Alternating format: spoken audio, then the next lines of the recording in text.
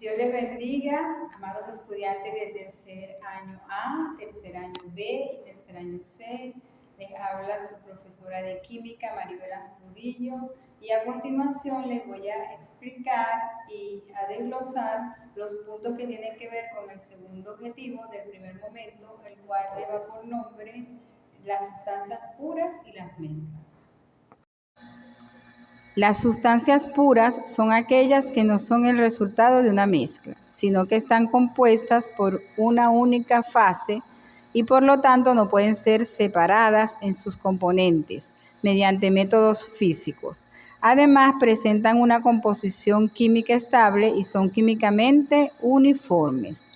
Se clasifican en sustancias simples, las cuales se componen por un único tipo de elemento químico. Por ejemplo, el oxígeno, el nitrógeno. Las sustancias compuestas son aquellas que se forman por más de un elemento químico, como el agua, el dióxido de carbono. Para separar los elementos de una sustancia pura es necesario usar técnicas químicas. Una mezcla es una forma mixta de la materia, sumamente frecuentes en la vida cotidiana, y muchos de los elementos que usamos son el resultado de una mixtura o método de mezclado. Los componentes de esta se pueden hallar en distintos grados de agregación, como el estado sólido, líquido, gaseoso o plasma.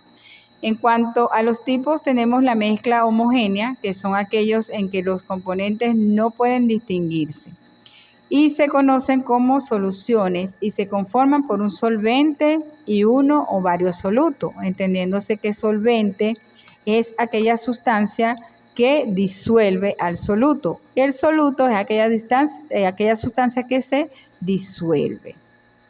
Las mezclas heterogéneas son aquellas en que los componentes pueden distinguirse con facilidad debido a que no tienen uniformidad en su composición.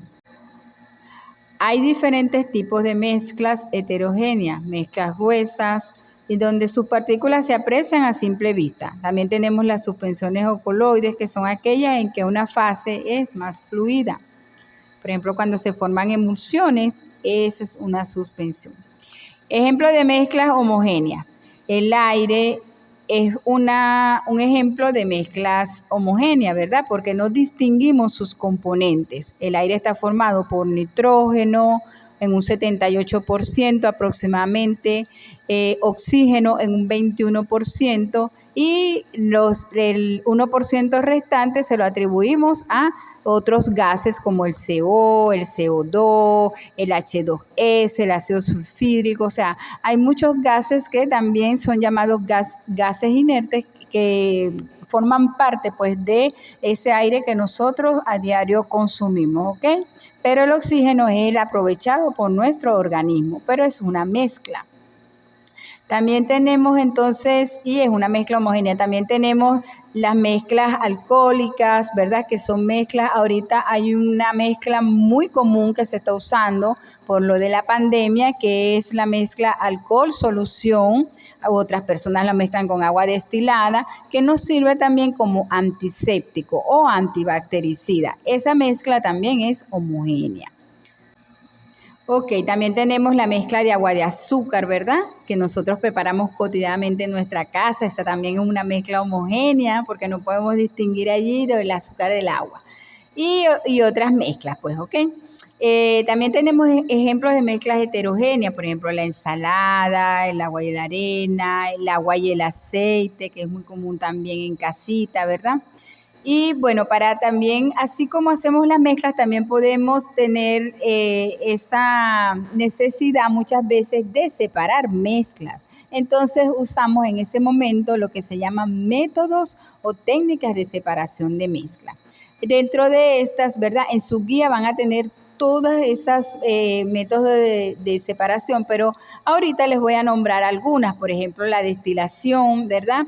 Que es aquella que permite separar las mezclas a través de sus diferencias entre los puntos de ebullición o temperaturas de ebullición, ¿verdad? También tenemos la filtración. Esta es muy usada, muy comúnmente usada, que es cuando hacemos mezcla de café y luego pasamos a través de un filtro para separar esa mezcla.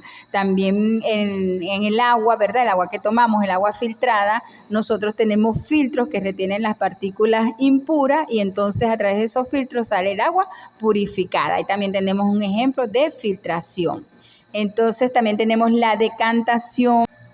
Esta técnica también se usa en casa. Si ustedes hacen una mezcla de agua y aceite, van a observar que si la dejan en reposo, ellas tienden a separarse. Entonces el agua se ubica en la parte de abajo y el aceite, la capa de aceite, en la parte de arriba. Eso es porque tienen diferencias de densidades. Entonces a través de la decantación podemos separar este tipo de mezcla con diferentes densidades. Bueno, mis niños, en la guía está también cristalización, evaporación.